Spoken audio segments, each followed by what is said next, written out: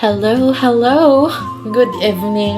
So, for this vlog, samahan niyo ako na tuparin ng isa kong pangarap. I'm actually sobrang kinakabahan ako. Kasi, number one, that even though I prepared for this one, mentally and physically, it will be a long trail.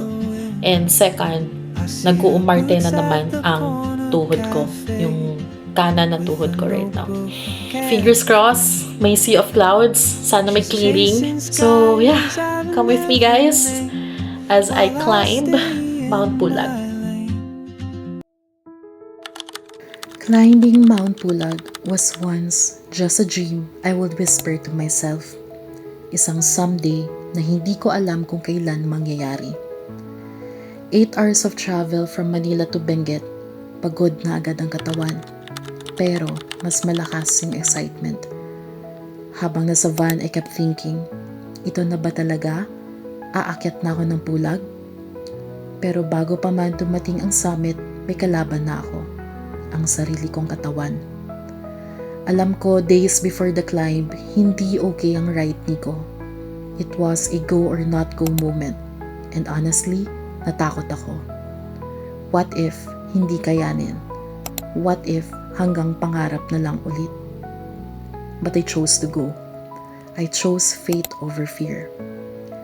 Pinili kong maniwala na mas malakas ang loob ko kaysa sa doubt ko. Pinili kong tanggapin na kahit hindi perfect ang katawan ko that day, buo ang puso ko. Pinili kong sumugal sa possibility na kahit mahirap, kakayanin.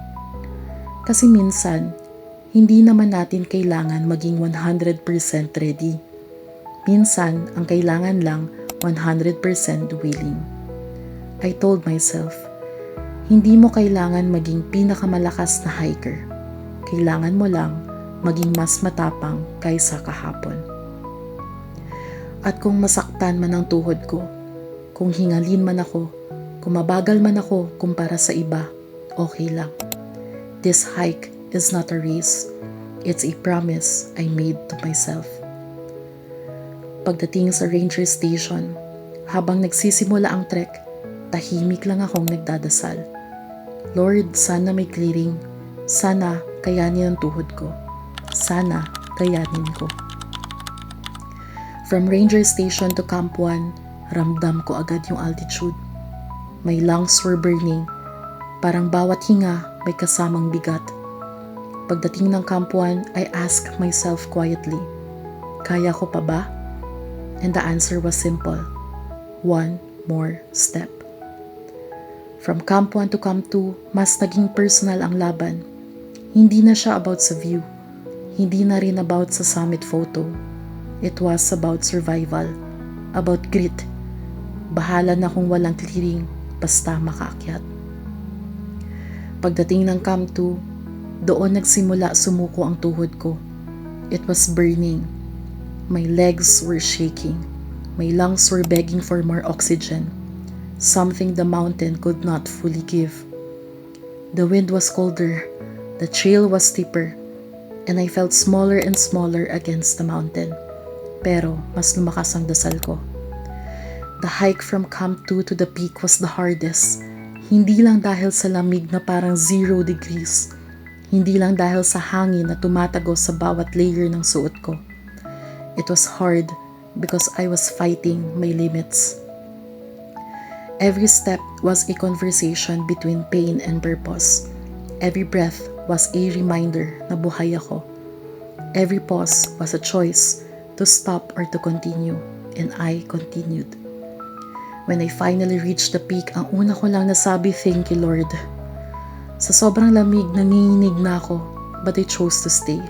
I chose to look around. I chose to appreciate His creation. Sa taas ng Mount Pulag, I felt so small, yet so seen. Hindi ko man naabot yung pinakadulo na summit marker, kahit konting distance na lang. My body was already saying no. And for the first time, I listened. Because strength is not always about reaching the very top. Sometimes, strength is knowing when to preserve yourself so you can safely go back down. And that for me was enough. Now, as I look back, hindi pa rin ako makapaniwala. After 8 hours of travel and 8 hours of climbing, I finally experienced Yug Bulag. What was once a dream is now a testimony, a reminder that I am stronger than I think, that faith can carry me further than fear, and that sometimes the real summit is the courage to keep going. You were worth every step, every tear, every prayer. You were worth it after all. Maraming salamat, Mount Pulag.